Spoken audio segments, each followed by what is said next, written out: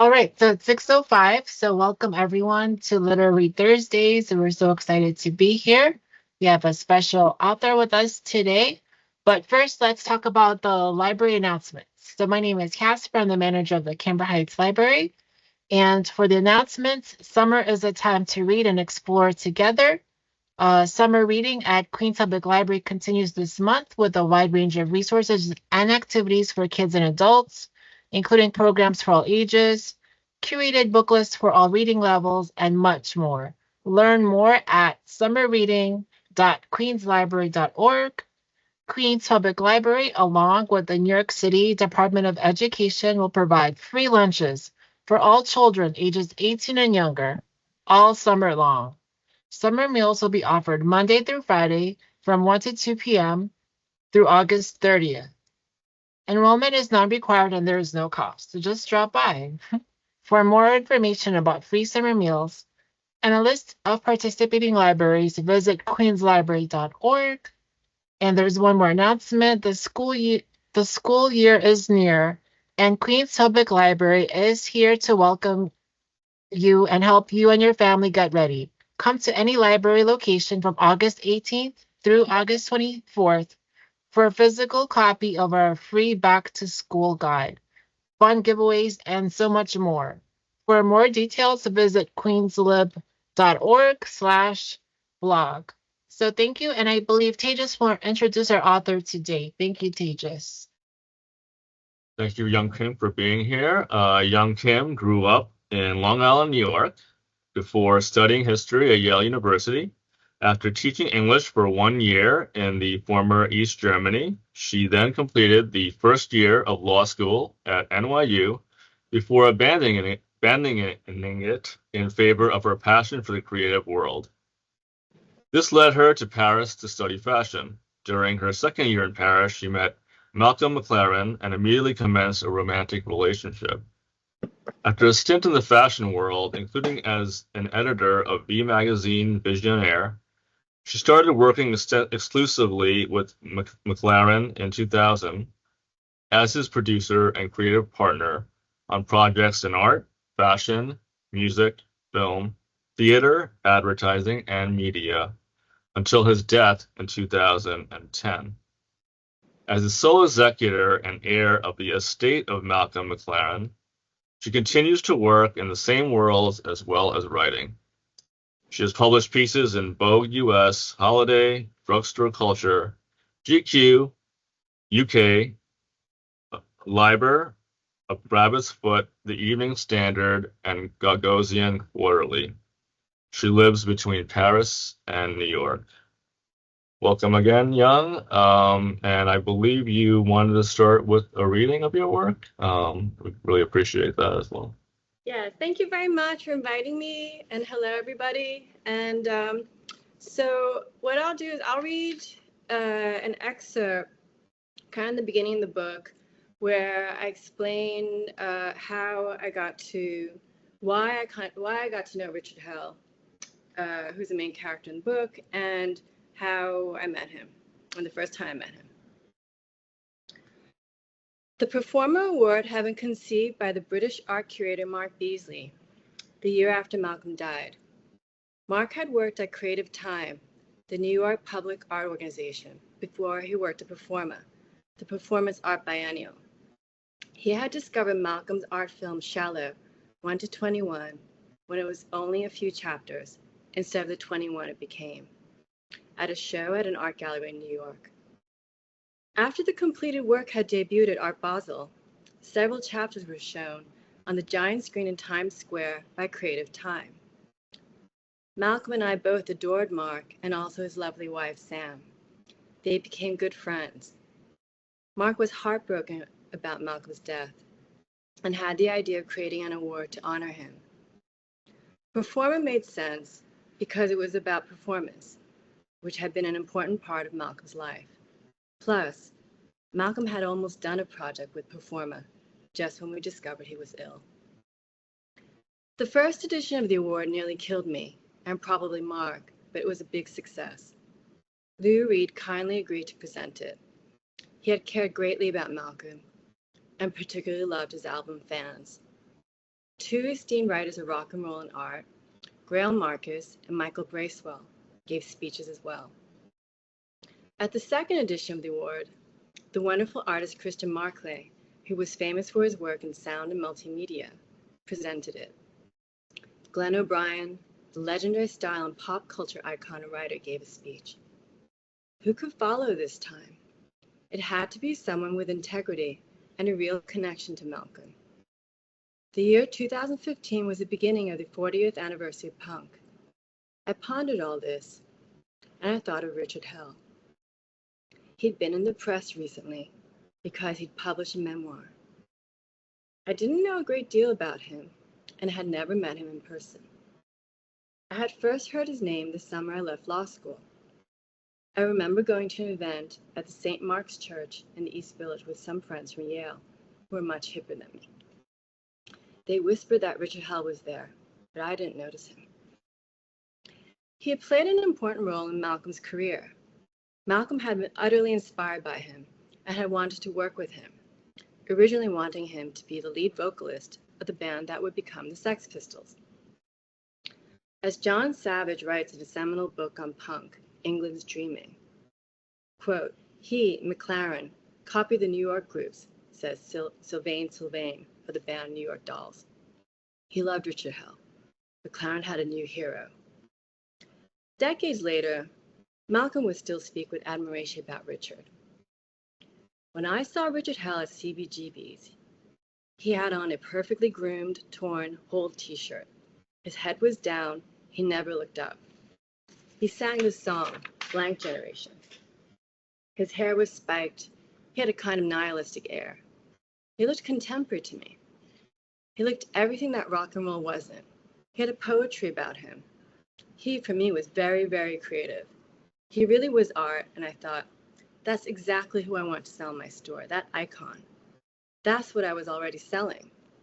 It was uncanny that I was tearing holes in t-shirts, not putting in safety pins at that time, but tearing holes in t-shirts, making pull-down clothes, deconstructing. And here was a guy who had done the same, with his own t-shirt, and he just looked great. He adored Richard, and when he returned to London, he fed the inspiration to both his shop Sex and the Sex Pistols, taking it all to a new level. Whenever Malcolm put together a playlist, he'd include Richard's Blank Generation. Punk would never have been the same without Richard. Richard was a poet and intellectual, a true artist and pioneer, original. Uncompromising and brave, he transferred his poetry and philosophy into song and performance to reach a wider audience, but did it with a unique and groundbreaking style, audio, visual, and literary. He was the first to wear torn clothes held together with safety pins and a choppy, spiky haircut while yelping away. He was a riveting performer and wrote songs that not only worked melodically, but meant something. Songs that were timeless and held their own among the very best. I knew he'd been a big junkie, and I was aware he didn't perform anymore as a musician, but lived a quiet life, primarily as a writer. But he was the ultimate le punk chic and a style icon. He changed the world. Whatever else, he was authentic, and he had never sold out. I decided to ask him if he would consider presenting the award. He answered my email right away, and we agreed to meet up when I returned to New York in August. Our schedules were complicated, as I was going on a boat trip in New England with one of my oldest friends and would be in New York only for a few days before I went to Los Angeles for a couple of weeks. He was staying partly in the country, so it turned out there was only one evening where we overlapped. It would need to be an early dinner somewhere near his home, since he had to catch a train upstate and couldn't handle noisy places because his ears were shot from rock and roll. He liked the restaurant Narcissa and said he'd reserve. I knew the restaurant well, but I let him make the reservation. On the train ride back, a couple of hours before our meeting, I received a panicked text from him saying he'd forgotten to reserve. And now they were full at that hour. Could I meet earlier, perhaps? Unsurprisingly, Amtrak was delayed, and I was running late. I called my favorite Japanese restaurant in the same neighborhood and managed to get a table. I warned him I might be a few minutes late due to the train's delay. I rushed home and changed quickly, with far less care than I normally would. There just wasn't the time. The boat trip had been a bit of a nightmare, a la the Poseidon adventure, in my opinion. Fun, but crazy, and the complicated trip back hadn't helped. It was also boiling hot, and I didn't have time to iron anything. So I ran out the door in one of my lightest outfits to fight the heat, a white silk camisole top and a black viscose skirt, along with simple black studded sandals with kitten heels. I carried a little red quilted handbag to break up the black and white. Normally, I would have worn a necklace, but in my hurry I'd forgotten. I was irritated when I realized that. I was intrigued to meet him. I felt annoyed with myself that I hadn't been able to buy his memoir and read it before we met. I just hadn't had the time to organize that with all my traveling. Besides his punk cred, all I knew was that he'd been heart-throbbingly handsome and women had swooned in droves. I was curious to see if his allure had held up. I hadn't looked up anything on him online like most people might have, possibly because I'm lazy, but also because I prefer to discover a person firsthand. It was always fun sniffing out a practice seducer and engaging with him. The cab dropped me off around the corner, and I walked quickly toward the restaurant. I recognized him right away. He had presence, something in his stance. He was standing outside on the sidewalk next to the stairs that led to the restaurant below. How bizarre, I thought. Why wasn't he inside in the air conditioning? As I got closer, I was hit with a jolt, and I don't know why. I still don't know why, except with some strange kind of unwelcome, yet undeniable sexual attraction. There was a dark, chthonic sexual force that oozed out of him. It sucked me in. Visceral. He was wearing a tobacco-colored long-sleeved shirt that looked to be either silk or viscose, something fine and floppy, with dark brown trousers. What really got me was that the shirt was unbuttoned to the navel. I was astounded. It wasn't thrown open, it stayed closed. Nonetheless, it was unbuttoned. I normally abhor that sort of thing, even on a young man at the seaside, much less an older man in an urban setting. His walk bothered me. It felt obnoxious and almost vulgar, a kind of swagger. He wore assorted heavy rings on the thick fingers of both his hands. But somehow, he got away with it all. I practically shook my head in astonishment. I was revolted, but also drawn inexplicably in. Normally, I like clean-cut, formally dressed men who don't show much flesh and no jewelry except a watch. I felt thrown off balance.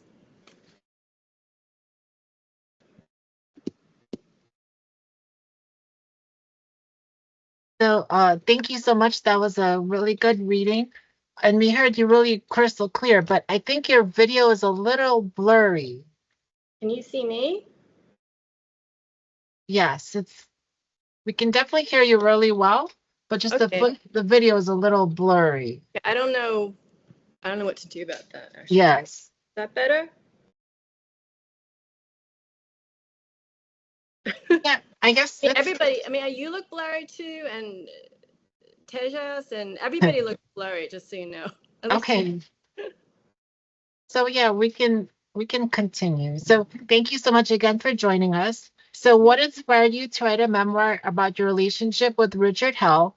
And was there a specific moment or event that prompted you to share and publish your story? Well, I had never written a book before. I had started a book on Malcolm shortly after he died. Actually, was the idea of my lawyer. But that's been very painful. And so I've worked on and off over the years. And I have a little more to do, and I'll finish that. But I had never really written anything. I mean, here and there, but nothing of any real consequence. And so, so this book wasn't planned. What happened was that Richard, after the first night Richard and I spent together, he asked me to write something. He asked by email, would I write something sexual about the night? Something written for him. And so I didn't really know what he wanted, and I had never written anything sexual or dirty in my life. but I write diary entries regularly, and I write letters to friends. So it's kind of natural for me to send an account, to write down an account of what happened. So I emailed him and asked him, do you want something directed to you, or will the narration work? And so while I waited for him, I started writing down basically what became the very beginning of the book when I walked down the street to meet him at the restaurant. So by the time he got back to me, and of course he wanted something personal directed to him, I had 500 words. And then so I told him I'd give him what he wanted. I sent him the 500 words. So he loved that. He loved what I sent him later. And I really enjoyed writing down what happened that night. So after the initial 500 words, I just kept on writing. So I thought, I'm going to write down everything from that night. And so then I wrote everything I could remember about the whole night. And then, we were in contact, and I just kept on writing. And I thought, this is really, really fun. And, I left town after that first meeting, and I didn't see him again for months. But we were in touch, and so each time I thought about him or I had interaction with him, I'd write about the same way I write in a diary. And after a while, I had quite a bit, and I thought, wow, this is really interesting, because you don't know about these situations in life, like what happens and how something like this, I don't know, an affair, relationship, what do you want to call it, romantic relationship, how that develops.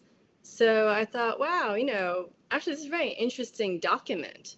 And it could be a book. I don't know what would happen if I see Richard again or not. I also thought it'd be really, because you always also want to know what the other person is thinking. So anyway, I just kept writing and writing. And basically after 10 months, I had a beginning, middle, and end. And I felt it was a book, and I felt it deserved to live. And so I decided trying to find a way to publish it. I can't hear you. I can't hear either of you. You're on mute. Uh-huh. So, I have a question related to that. I know you're saying that you wrote these entries and you had a beginning, middle, and end. But was there a way, like, did you have any kind of struggle in terms of creating that, turning that into an actual like book? Did you have to? No, actually, it was really easy, and it was a lot of fun. I enjoyed every minute writing everything down. And as I wrote it, I also would just keep on refining it. I would go over what I've written, kind of like correct it. Sometimes you remember other things that you didn't remember initially, and I put that in. I kept on refining it. And no, actually, so by the time, it was written real time, basically, as real as it can be. So once the last part of the book happened, I was basically done. At that point, I just kind of cleaned it up.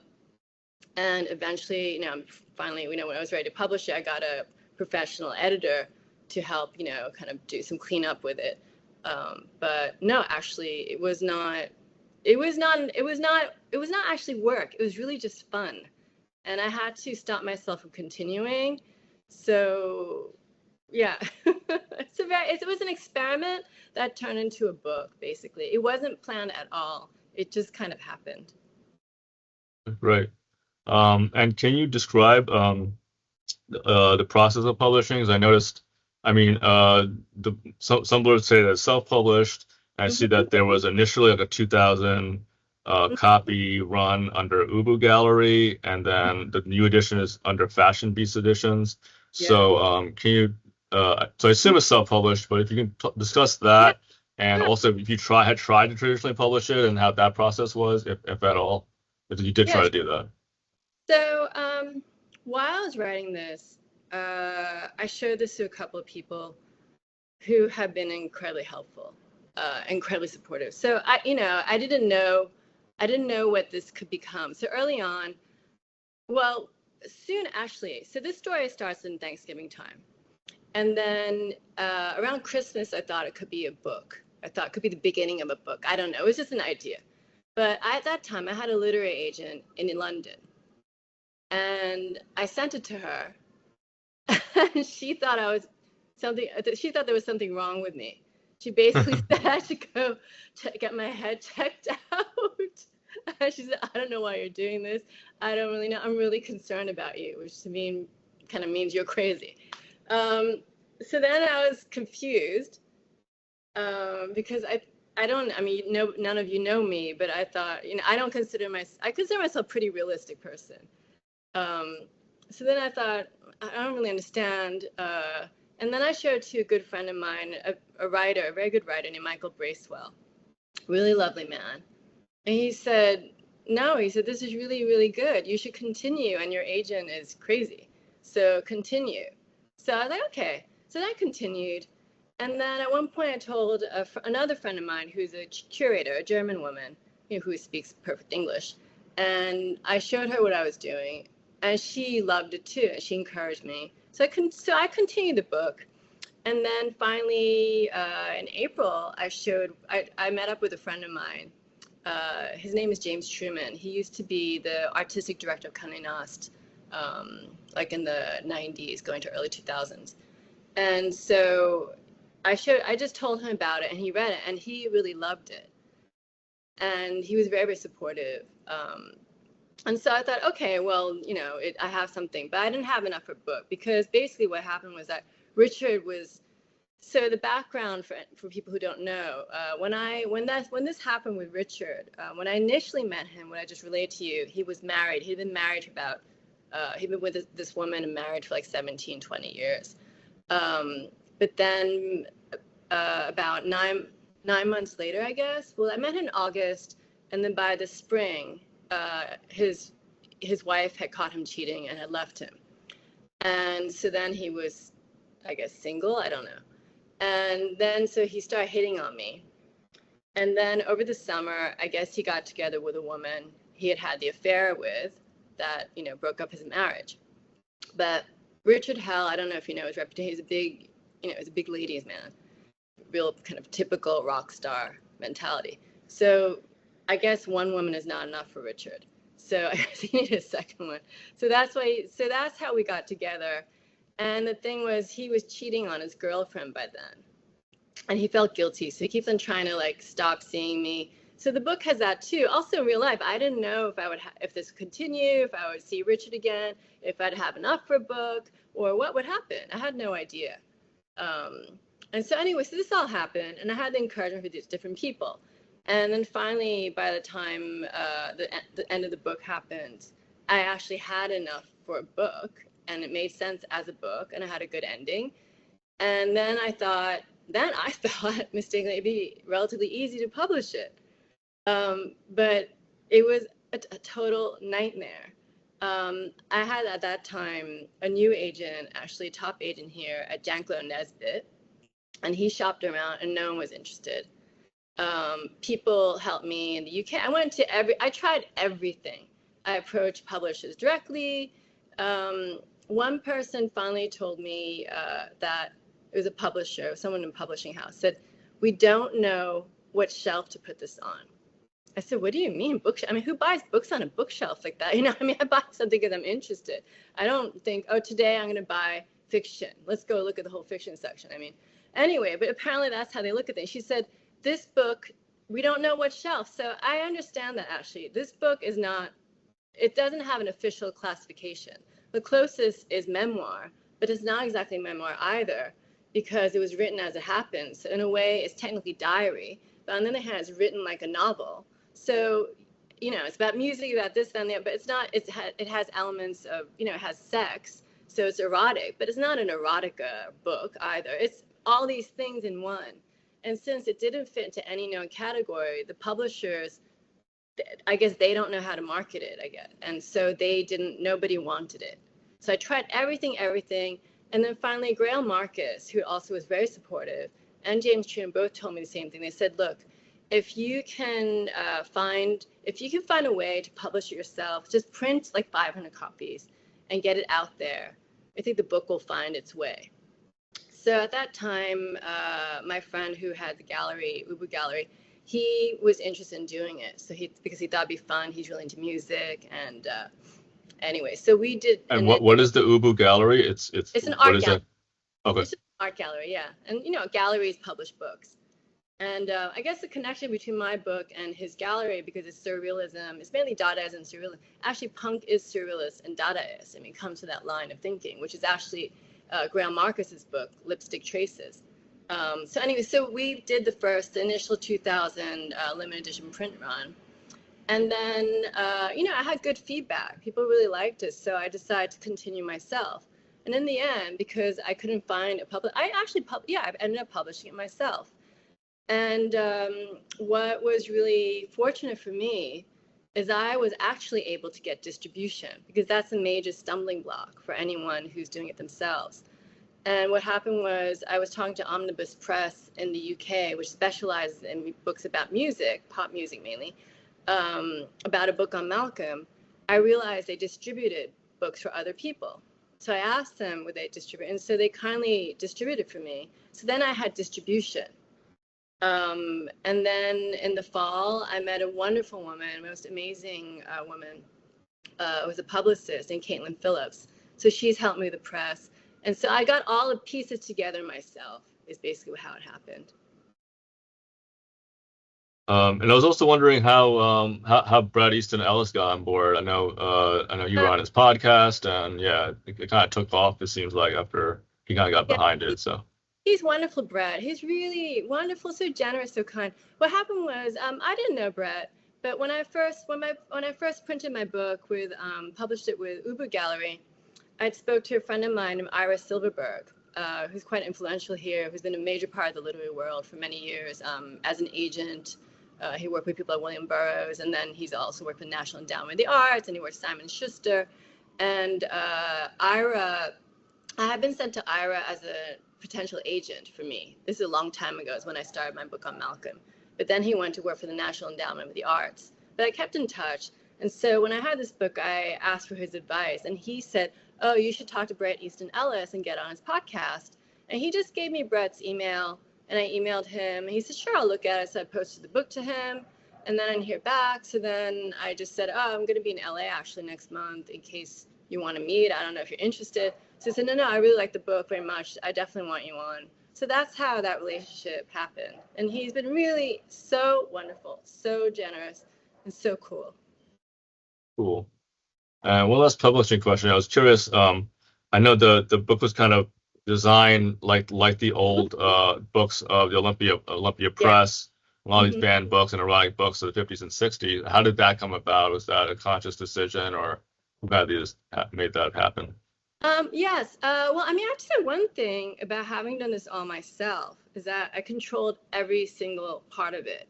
So every single word, every single aspect of design, everything, it was my decision. And so the design of the book is from Olympia Press. And it's because Malcolm McLaren, my late boyfriend, he loved Olympia Press. He was very inspired by Olympia Press. And its history is very interesting. And I like the look, I like the idea, and I liked my book's kind of connection to Olympia Press, what they used to do. And so that's where I came upon that idea. And then one of my closest friends is a top art book designer, Mary Luza. And so I asked her to design it, and she did a beautiful job. And the nice thing, too, was that we were able to get very good printers to do it. It's very good paper. It's actually gilt and embossed. And the first printing was done in Germany, and the later printing has been done in France, in Normandy. And what I really like about that too is, the book is sewn, it's properly made. And what I like is that, books shouldn't be disposable. They should be things that you really enjoy holding and looking at and appreciating, keeping. So it's a bit more expensive than your average paperback book, but the quality is far better. And I think it's something you would hang on to. It's not disposable. There's so much garbage in the world. We don't need more garbage. It's nice to have something special, and you keep it, and it gives you pleasure. And when you talked about distribution, I assume that means that it's in bookstores in certain places at least, which is rare for a self-published book. Yeah, exactly. I mean, a lot of bookstores won't even take a book if you don't have a distributor. Right.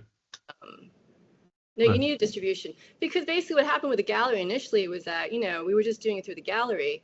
And when I had a full page in the Times of London when that book came out, when the first edition came out, but we couldn't really get the book out there because it was just through the gallery. So you need all those elements. You need distribution and you need publicity. Without the two, it's really hard to penetrate. Right.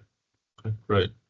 I was curious also, I know if you're comfortable talking about it, I know Richard Hell has kind of pushed back against this book. Mm-hmm. So if you could talk about that, about his response to it, and just how you feel about having written about a real person and having their response to it.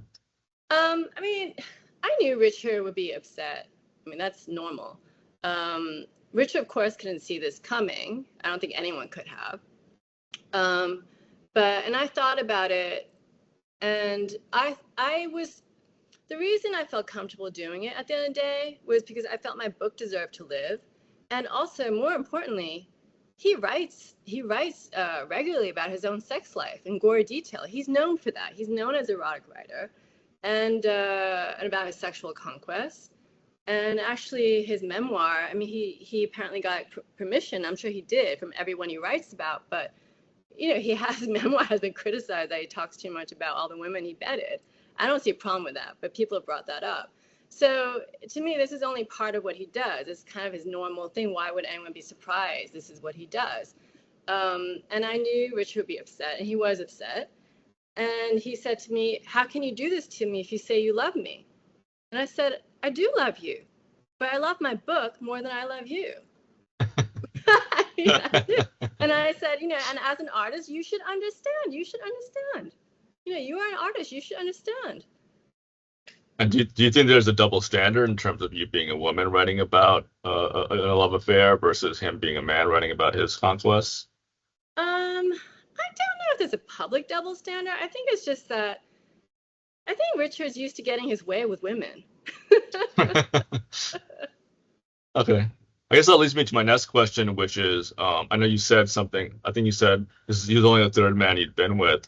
Yeah. So, I mean, I guess one part of the question is, well, how did you, I mean, how did you feel about that in terms of, I mean, I know you said it was like an instant attraction, but like, do you feel like you're like the typical woman he would be with, or do you think that it was something different and special? Because Wait, sorry. Can you say that last part again? The I typical guess what? what I mean is, like, I mean, you made the point that I think you were like he's only the third person you had been with, so and he's known for being prolific, as you say.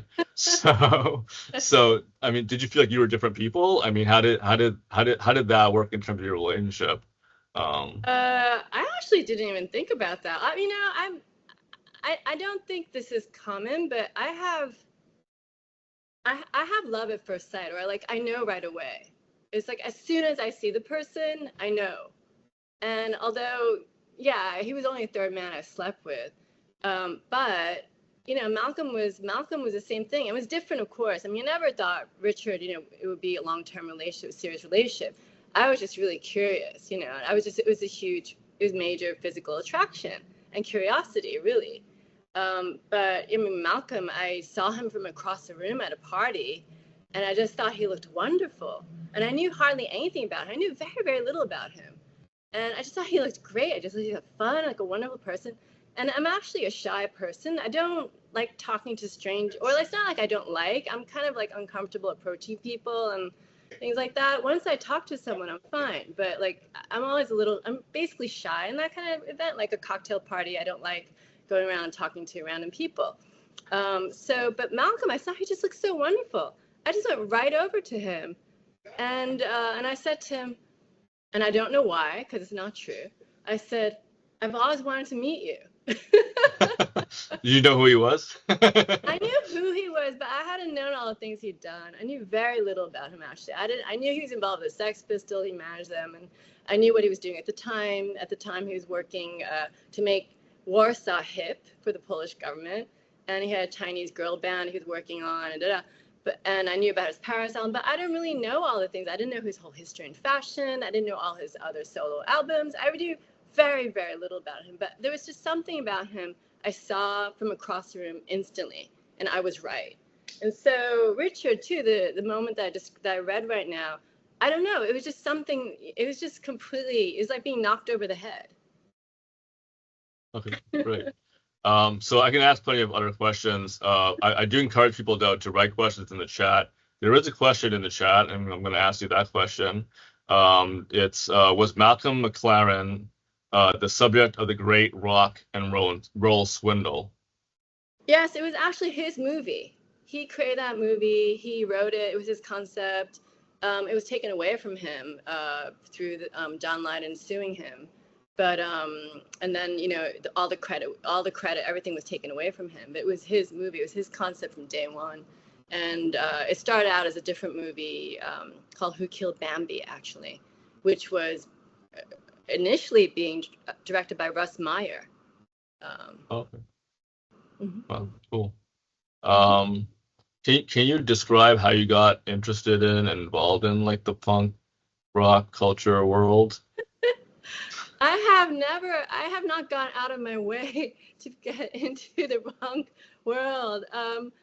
I just happened to see Malcolm. That was my entry into the punk world, and I loved Malcolm for himself, and it was a big part of his life. And no, I appreciate it as I appreciate many things. But I'm not like a punk obsessive. Otherwise, I would have known a lot about him. I knew next to nothing about him. Just I knew very little about Richard Hell as well.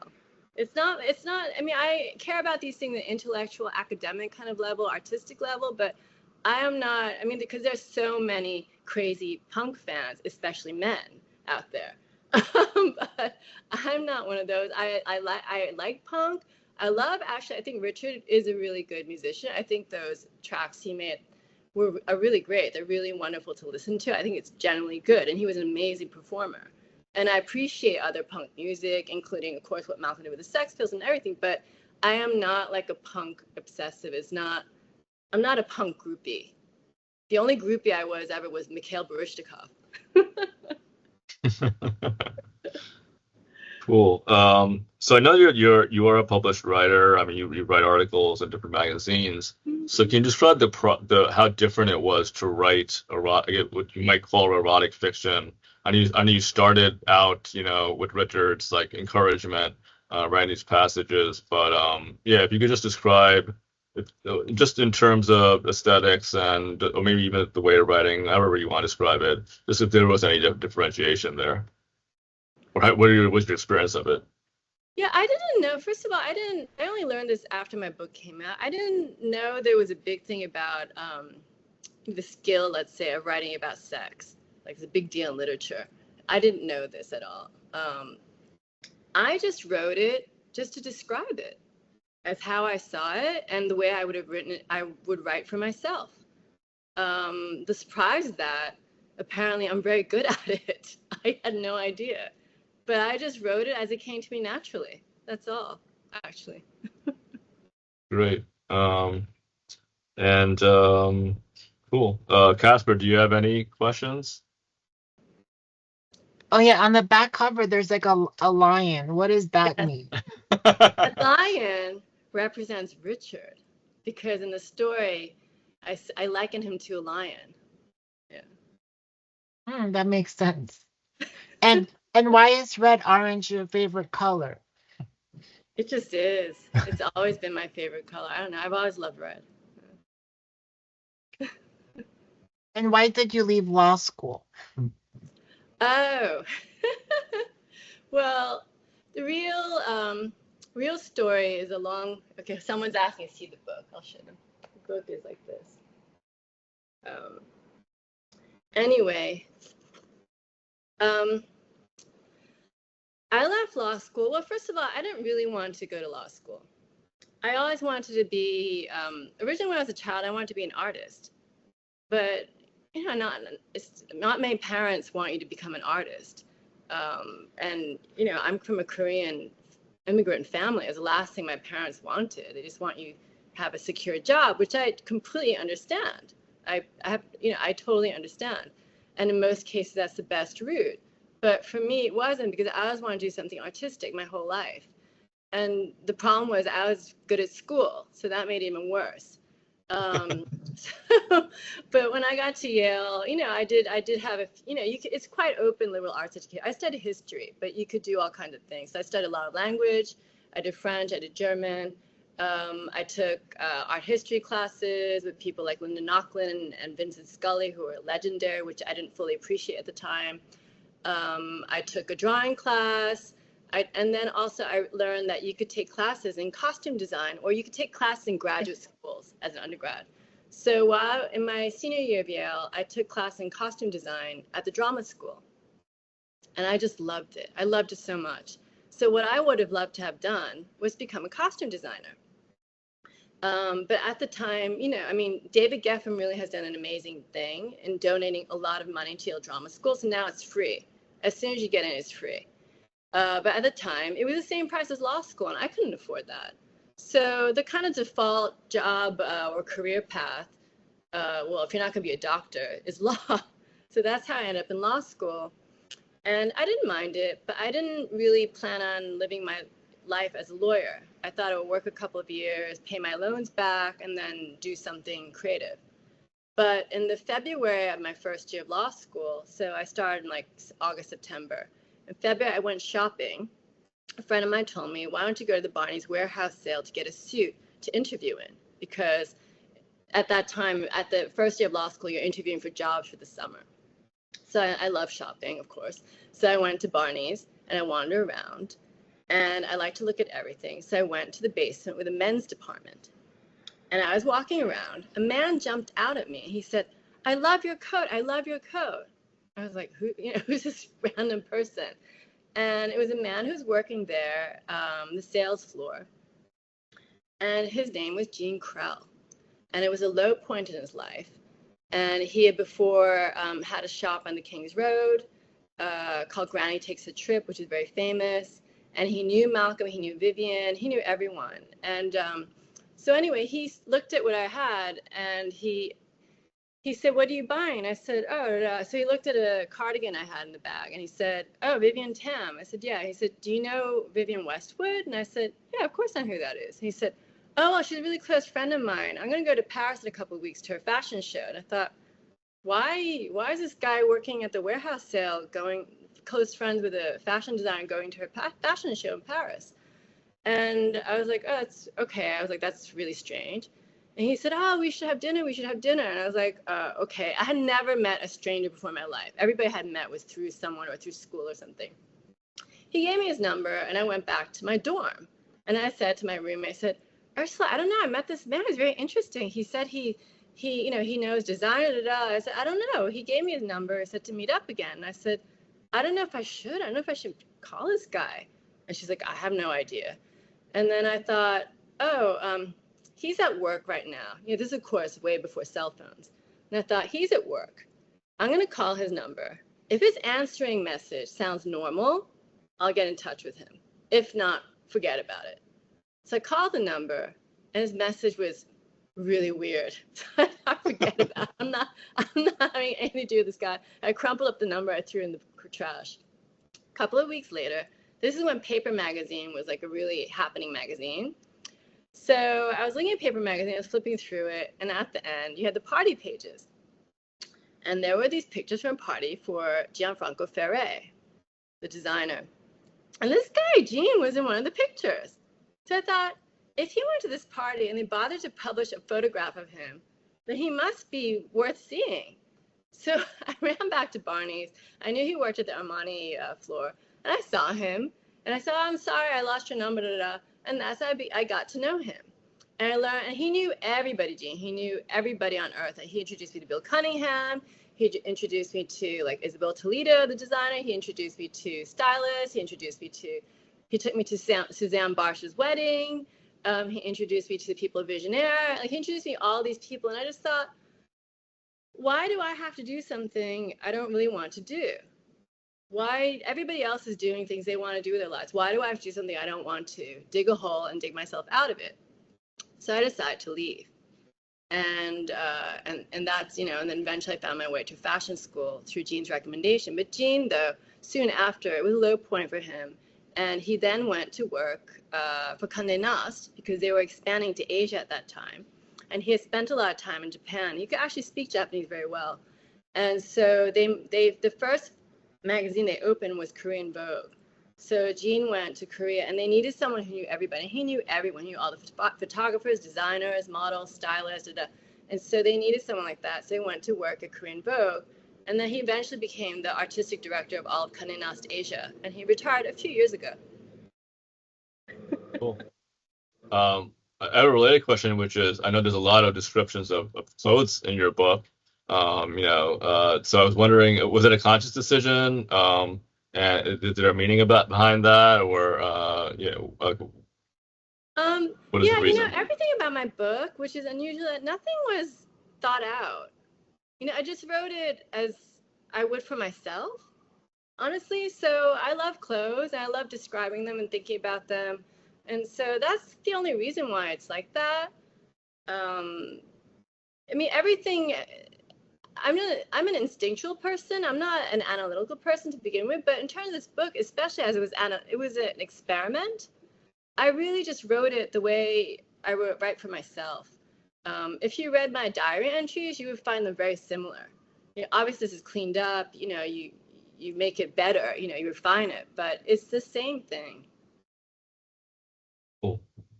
I was also wondering, what do your parents think of this book? As you say, they're considered Korean parents. Sadly, my poor mother died a few years ago. I certainly have not told my father, but my parents' English was never good enough to converse. It doesn't really matter. I figure when I need to tell him, I will. My sister knows. Cool.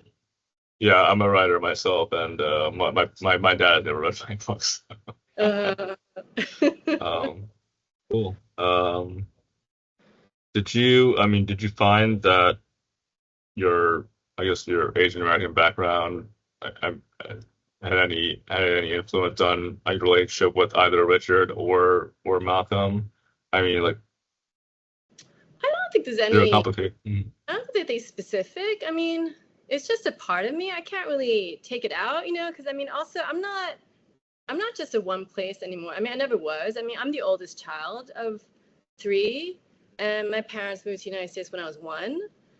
But I didn't learn English until I went to school. And to this day, I speak Korean with my father.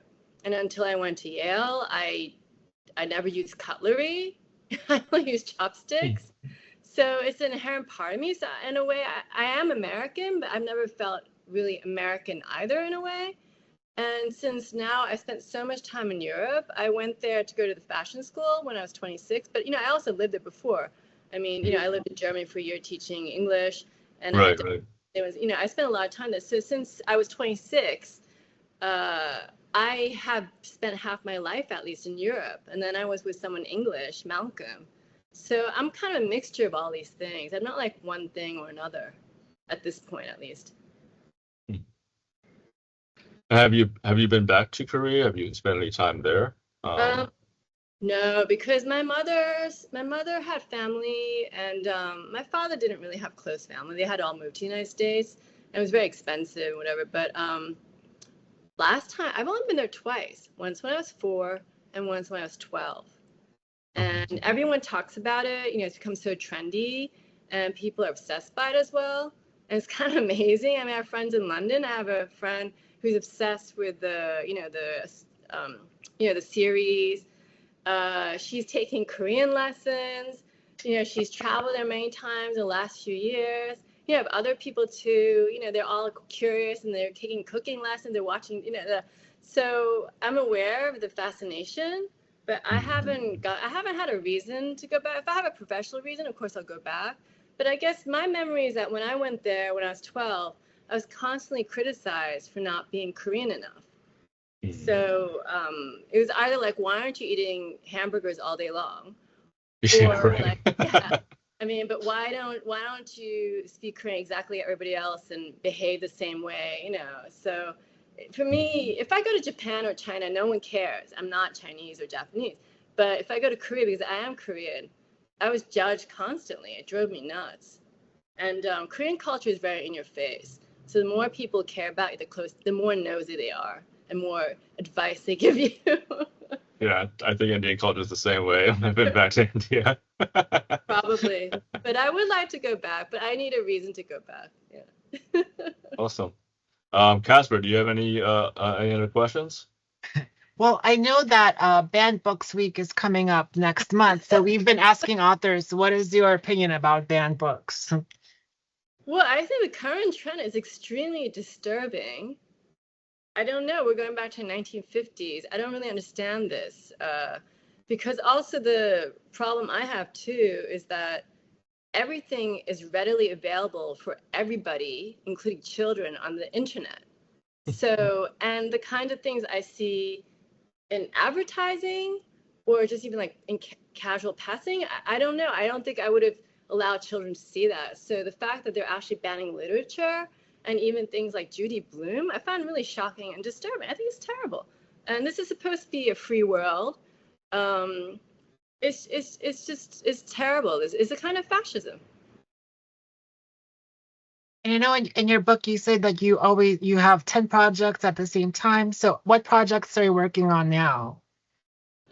Well, so I just finished I finished a translation of a book of a French artist, her memoir, and so I just finished that. I'm still finishing the last notes from the layout for the galleys, and so I'm doing that, and then I'm finishing my book on Malcolm. Meanwhile, we're also working on a book on his first solo album, Duck Rock. We're doing that with Rizzoli. So I'm doing that with a man who was very close to him, who worked with him, named Nick Egan. He put it together. And so working with him and the photographer Bob Gruen, who photographed Malcolm. He's a famous rock photographer. So we're doing that book.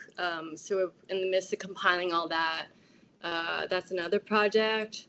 Someone else is working on. We'll see. Someone's interested in doing like a TV series on him. And then I've been asked to contribute a work, like an artwork, to an exhibition in the fall in France, based on an F. Scott Fitzgerald book, Tenders a Night. So I was just asked about that last week, so I'm thinking that through. I don't know. There's a few things.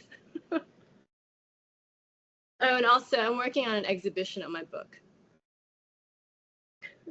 Sounds like a lot of projects there. Yeah, I mean, I'm always juggling, but they all take a long time to happen. They're all taking different paces. The book on Malcolm, is that you'd say that's a similar style to this book, or is it completely different? No, it's completely different because that's a real memoir. First of all, it's memories. It's not written as it happens. The difference is that, if you write something down as it happens, the level of detail is very, very high, whereas a memory is never as sharp. Also, memory fades. Memory distorts. I have some journals. If I look back, it's not how I remembered it at all. So it's very deceptive. But anyway, so that's a memoir. And this will just be different. I didn't want to do an A to Z kind of, chronological tale of how I met him. So these are different kind of chapters. They're like short stories on different events in our lives together. So of course I have when I first meet him, but I also have like a chapter on, meeting Lauren Hutton. That was one of his former girlfriends. She invited us to St. Bart's. Actually, I've published that before, and actually Legs McNeil, the writer who wrote that great book, Please Kill Me, he put it on his website, so you could look that up. It's like another is about Malcolm and China, because he's very interested in China. This is kind of our experiences in China, or Chinese projects. Malcolm and art, who he as an artist. They're all different kind of thematic stories, or meeting Quentin Tarantino, things like that. So it's a completely different kind of book, but I imagine the writing style itself remains the same. And going along with that, I mean, are there any other memoirs that other inspired you, and or stylistically or otherwise, and or which you would recommend to other people, to readers? Oh, memoirs? I just discovered an English writer and journalist named Lynn Barber. I think it's fantastic. Her memoir was turned to a movie with a screenplay by, well, at least the first part of her life, by Nick Hornby, called An Education. So that was just the first chapter of her life. But she wrote that was when she'd only just written this one chapter, and then she wrote a memoir, and that I think is really wonderful. She's so funny. It really tells you about the period. Another memoir I really loved, also that came out a few years ago, it's also British, Lady in Waiting It's a woman, Anne Glenconner, who is lady in waiting to Princess Margaret, and it's very, very funny. I mean, I guess it's not memoir per se, but it is. But I really enjoy David Sedaris. I think he's really, really funny. I'm trying to think who else. Memoir. I don't know. I mean, I love Warhol's Popism. It's one of my favorite books. And I think it's an oral history, but I love Please Kill Me. I think it's a wonderful book. I mean, it's so funny and fascinating about punk. Yeah, so the description in your book, it says it's set in a Warholian swirl, so the worlds of art, music. I love that description. But anyway, yeah, it is 7 o'clock. Casper, do you have any final questions or comments? No, thank you so much, Young. Thank you, Tejas. And usually one question I do ask is like, when is the movie coming out and can me and Tejas be in the movie? I don't know. Let's see. Let's see. I don't know. I can't think. That's a little too much for me to figure out. There is one final question in the chat that just came up. Excuse me for asking, but you look very young. How old were you when you met Richard? I was 45. Okay. I'm So 53. thank you so much. It's been a pleasure having you. Thank you again. And when your other books come out, hopefully you can come back and see us. Yes, thank you very much. Thank you. Thank you. Bye. Great. Bye-bye. Have a good night, everyone. You too. Bye. Bye. Have a good night. Thank you. Take care.